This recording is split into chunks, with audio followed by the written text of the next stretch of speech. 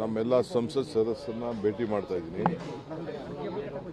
ಅವರಿಗೆ ರಾಜ್ಯದ ಬರ ಪರಿಸ್ಥಿತಿ, ನೀರಿನ ಪರಿಸ್ಥಿತಿ, ಕಾವೇರಿ ಇಶ್ಯೂ, ಮಾದಾಯಿ, ಮೇಕೆದಾಟು, ಕೃಷ್ಣ ಇವೆಲ್ಲ ವಿಚಾರ ಕೂಡ ಅವರಿಗೆ ಮಂದಟ್ಟು ಮಾಡಿಕೊಡ್ಬೇಕಾಗಿದೆ.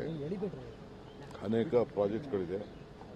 ನಾನು ಮುಖ್ಯಮಂತ್ರಿ ಆದಮೇಲೆ ಎಲ್ಲ ನಮ್ಮ ಸಂಸತ್ ಸದಸ್ಯರು ಕೂಡ ಭೇಟಿ ಮಾಡಿ ಅವರ ಯಾವುದಾದ್ರು ವಿಚಾರವನ್ನು ಒಟ್ಟಿಗೆ ತೆಗೆದುಕೊಳ್ಬೇಕು ಅಂತೇಳಿ ಅವರು ಕೂಡ ಮನವಿ ಮಾಡ್ತಾ ಇದ್ದೀನಿ. ಸೊ ಆ ದೃಷ್ಟಿಯಿಂದ ಇವತ್ತು ಹೋಗ್ತಾ ಇದ್ದೀನಿ. ಕ್ಯಾಬಿನೆಟ್ ವಿಚಾರ ತಾವೆಲ್ಲ ಆತುರದಲ್ಲಿದ್ದೀರಿ.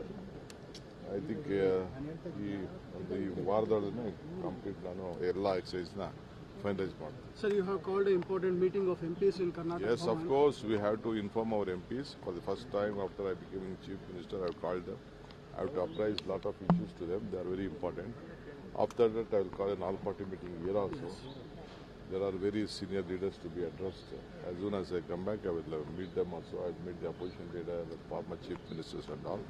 There are some important issues to be informed to them also. I will do it. There is a continuous objection. Sir, there is a